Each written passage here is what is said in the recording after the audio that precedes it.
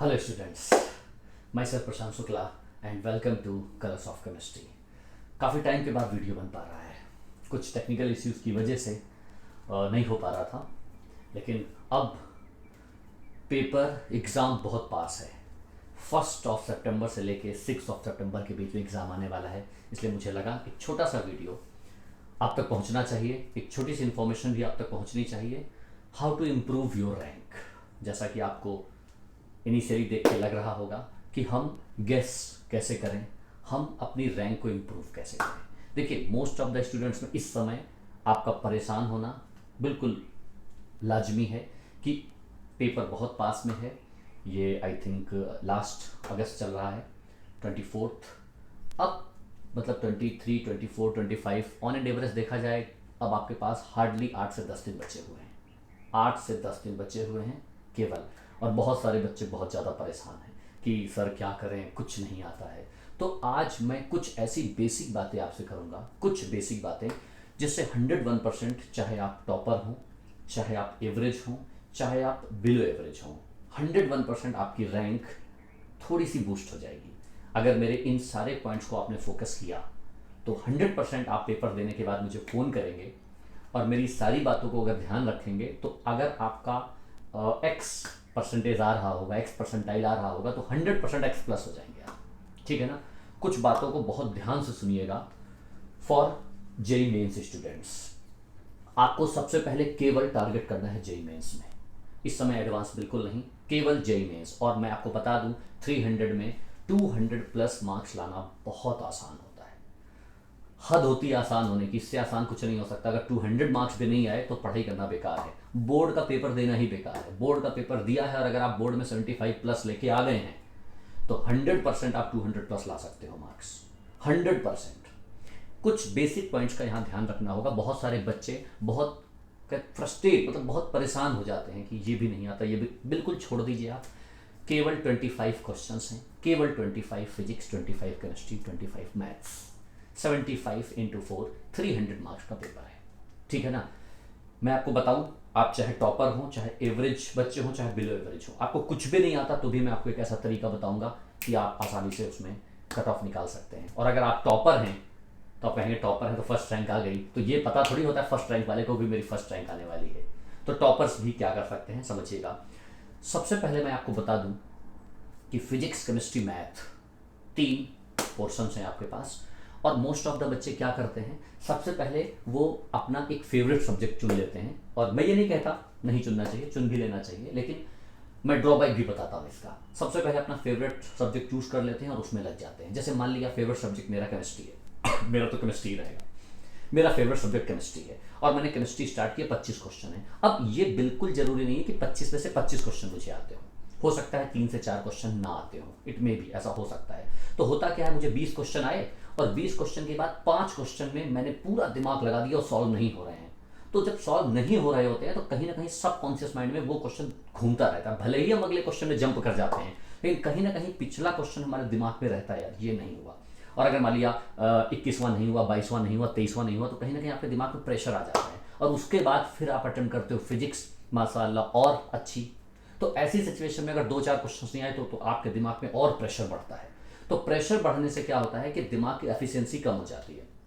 फिर मैथ्स की तरफ आप बढ़े या मैथ्स करके फिजिक्स की तरफ बढ़े तो कई बार ऐसा होता है कि कुछ आसान क्वेश्चंस बेचारे वेट ही करते रह जाते हैं कि आओ मुझे सॉल्व करो और मुझसे नंबर ले लो, और आप वहां तक पहुंच ही नहीं पाते।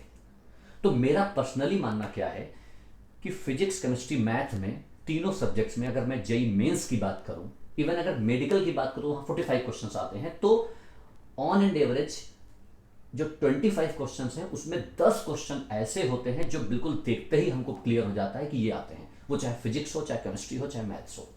तो पहला टारगेट आपको क्या करना है कि आप कोई एक सेगमेंट का मतलब फिजिक्स, केमिस्ट्री, मैथ। हाँ, पहले केमिस्ट्री से स्टार्ट करो। अगर आपको फिजिक्स अच्छी आती है फिजिक्स से स्टार्ट करो, आपको मैथ्स अच्छी आती है मैथ्स से स्टार्ट करो। लेकिन केमिस्ट्री स्कोरिंग है तो मैं पर्सनली सजेस्ट करूंगा केमिस्ट्री से स्टार्ट करो। और वो भी क्या करना है, 10 क्वेश्चन। केमिस्ट्री के 25 क्वेश्चन में से 10 क्वेश्चन पूरे आप केवल 10 क्वेश्चन टिक करो। पूरे 25 पढ़ो, उसमें से 10 केवल टिक करो। फिजिक्स में पूरे 25 पढ़ो, 10 टिक करो, 25 पढ़ो, 10। इससे क्या होगा, पूरे पेपर में आप गो थ्रू हो जाओगे। कई बार ऐसा होता है कि पहले क्वेश्चन के आंसर या उसकी यूनिट या उसका डायमेंशन कहीं लास्ट में जाके मिलता है। लास्ट में मैं देखता हूँ अरे ये क्वेश्चन तो पिछले वाले में मैं फंसा था जिसमें 2 मिनट मैंने ज़्यादा लगाए, वो अगर ये देख लेता तो मैं जल्दी सॉल्व कर लेता। बात समझ पा रहे हो ना? तो इस तरीके से हम क्या करते हैं, पूरा गो थ्रू पेपर से हो जाओ और 10 क्वेश्चन अगर तुमने तीनों से सॉल्व कर लिए तो यकीन मानिए आपका कॉन्फिडेंस लेवल यहाँ जो था वो यहाँ हो जाए। क्यों? क्योंकि आपके दिमाग में आ जाएगा 7 क्वेश्चन तो कट ऑफ निकल जाता है। 10 क्वेश्चन का मतलब ये है कि 30 क्वेश्चन हो गए, मतलब 120 मार्क्स तो कन्फर्म हो गए भाई। 70 या 80 85 90 नंबर पे सिलेक्शन हो जाता है, कट ऑफ निकलता है। तो कम से कम 120 तो कंफर्म हो गए ना। 120 के बाद आपका कॉन्फिडेंस लेवल बढ़ा। फिर अगले 10 क्वेश्चंस का टारगेट करना है। अगले 10 क्वेश्चंस का, 10 केमिस्ट्री, 10 फिजिक्स, 10 मैथ्स।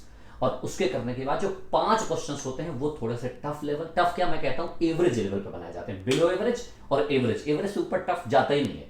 जेईईएस में पेपर में अगर मैं टफ कैटेगरी में डिवाइड करूंगा तो ज्यादा से ज्यादा शायद 1 क्वेश्चन हो या 2 क्वेश्चन हो, 3 हो, इससे ज्यादा कभी रहा ही नहीं है। 20 से 22 क्वेश्चन एवरेज या बिलो एवरेज होते हैं।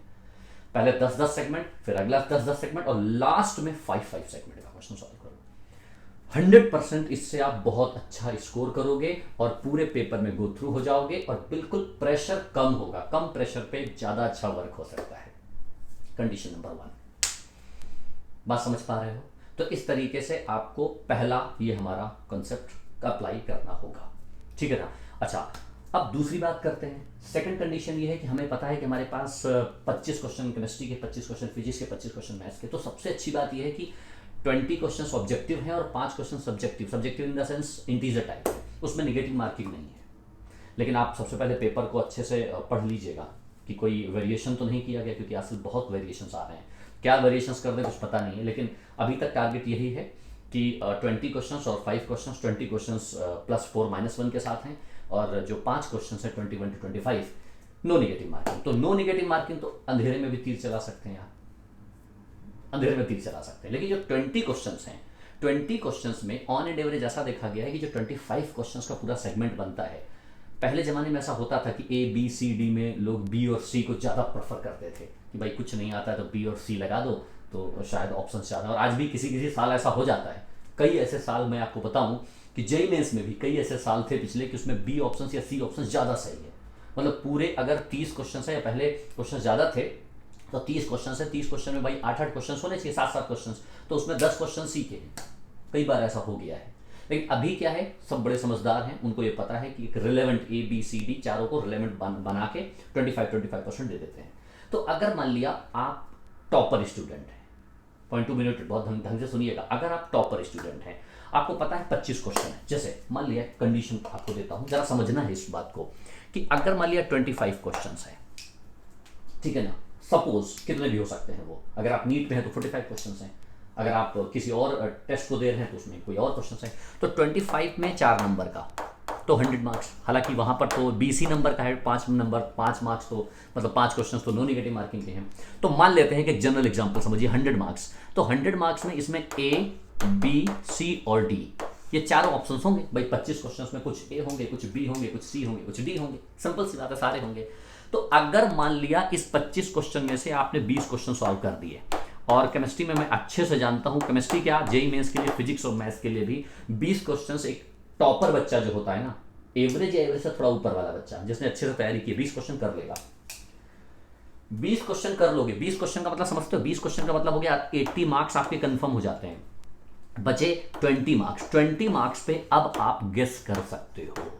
5 जो क्वेश्चंस होंगे ना, इस पे आप रिस्क लेने में कैपेबल हो।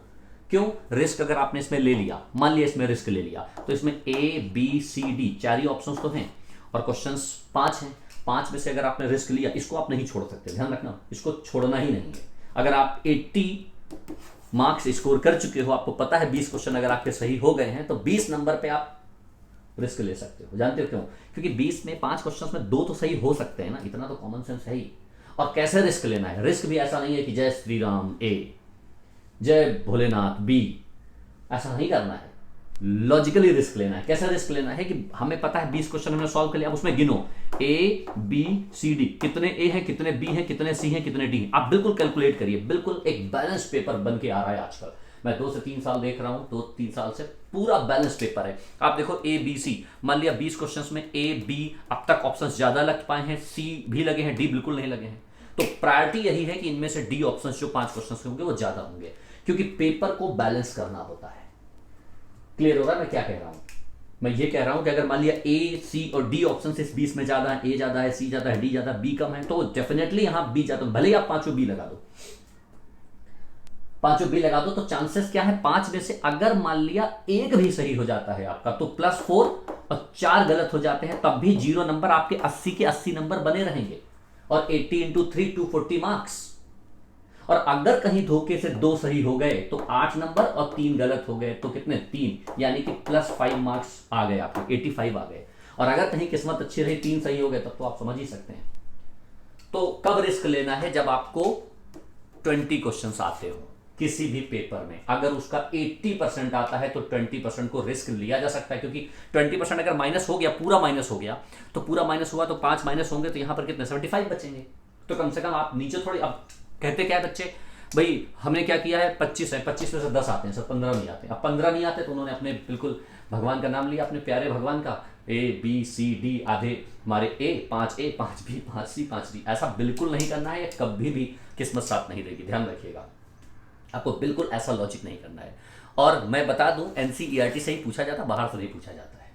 तो इस तरीके से आपको करना है। अगर आप एवरेज या बिलो एवरेज बच्चे हो, नहीं बिलो एवरेज नहीं कहूंगा मैं, एवरेज या अबव एवरेज बच्चे हो, तो आप ये कॉन्सेप्ट अप्लाई कर सकते हो। अब आप कहोगे सर बिलो एवरेज के लिए भाई पढ़ाई की है, तो बिलो एवरेज किस बात का, बिलो एवरेज तो कोई बच्चा होता ही नहीं है।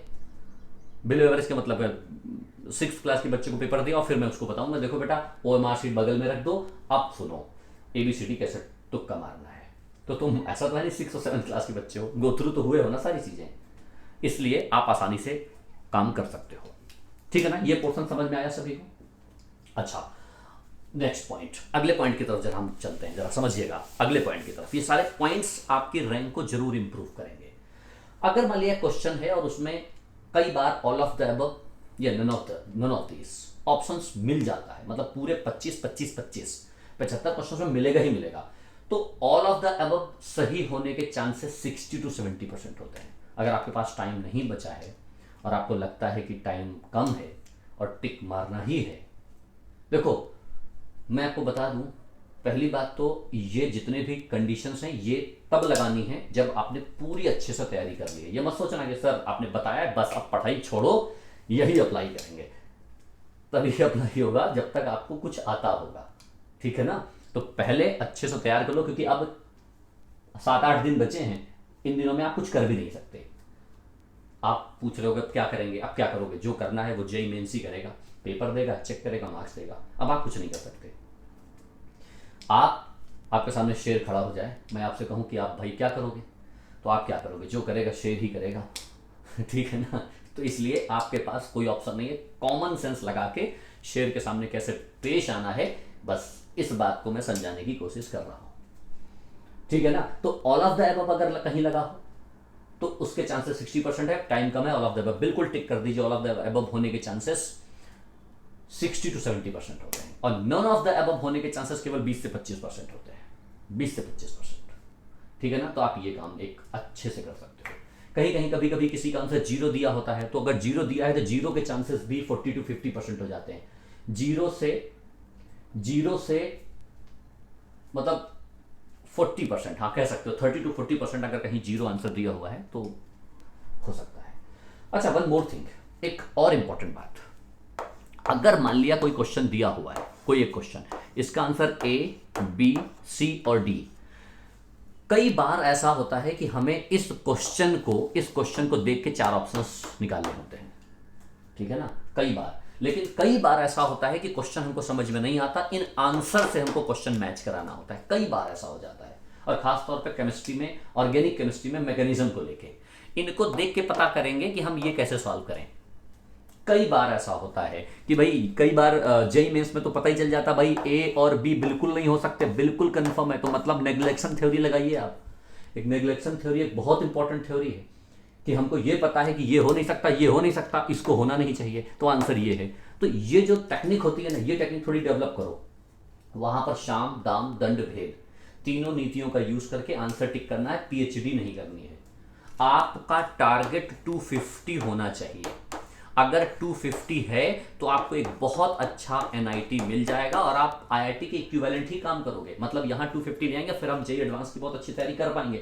आपका मोरली जो है बहुत मोरली आप बूस्ट हो चुके होंगे, क्योंकि अगर यहाँ 250 नंबर ले आए तो एक बार अगर आपका एनआईटी कंफर्म हो जाता है अच्छा कॉलेज, तो फिर आप बहुत अच्छी तैयारी कर पाओगे।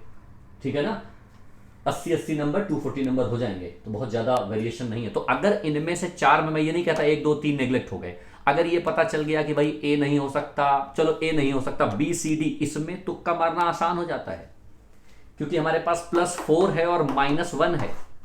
गलत होने के चांसेस, प्रोबेबिलिटी बढ़ जाती है, ध्यान रखिएगा, प्रोबेबिलिटी बढ़ जाती है। तो इस तरीके से आप इन कामों को कर पाओगे, समझ गए। अच्छा, उसके बाद कई बार ऐसा क्वेश्चन आता है कि क्वेश्चन लिखा हुआ है, 4 ऑप्शंस लिखे हुए हैं, केवल यूनिट और डायमेंशंस, केवल डायमेंशनली वो करेक्ट है या नहीं है, यूनिट वाइज वो करेक्ट है या नहीं है। कई बार ऐसे पता चल जाता है क्वेश्चन का आंसर। कई बार पहला क्वेश्चन ये लिखा हुआ है, चौथे पांचवें छठे क्वेश्चन पे जब हम गए तो यूनिट वहां से मिल गई हमको। इसलिए मैं बोल रहा हूं कि पहले क्वेश्चन को सॉल्व करने में पूरा मतलब जान मत लगा दो, पहले गो थ्रू हो जाओ पूरे पेपर के थ्रू। पहले पेपर के पहला क्वेश्चंस में, दूसरे क्वेश्चंस में, तीसरे, हो सकता है कि पूरे पेपर में गो थ्रू होने के बाद आपको कोई ना कोई लिंक मिल जाए। इसलिए एक लाइन से शुरू नहीं करना चाहिए कभी भी पेपर को, ठीक है ना। तो आप डायमेंशनली पेपर बिल्कुल करेक्ट, डायमेंशनली क्वेश्चंस बिल्कुल करेक्ट होना चाहिए। तो कई बार डायमेंशंस के थ्रू भी हम उन क्वेश्चंस के आंसर्स को लगा सकते हैं। आई थिंक समझ पा रहे होगे। तो ये कुछ छोटी छोटी बातें, और अगर कुछ नहीं आता है भाई, कुछ नहीं आता तो फिर पेपर देने का कोई मतलब नहीं है। मतलब हम यहाँ ओएमआर सीट में वो कट्टम गोला खेलने थोड़ी गए हैं, ऐसा समझ लो, है ना। लेकिन इतना बात जान लीजिए कि जेई मेंस का पेपर बहुत आसान पेपर होता है। अगर आप 90% लेके आए हैं बोर्ड में, या 75+ भी लेके आए हैं, तो 75+ लेके आए हो ना, 80 85 90 लेके आए हो ना, आप ही तो लेके आए हो ना, कोई जबरदस्ती आपको किसी नंबर नहीं दिए हैं, आप खुद लेके आए हो, आपने इतनी मेहनत की है कि आप उसको स्कोर करके आए हो।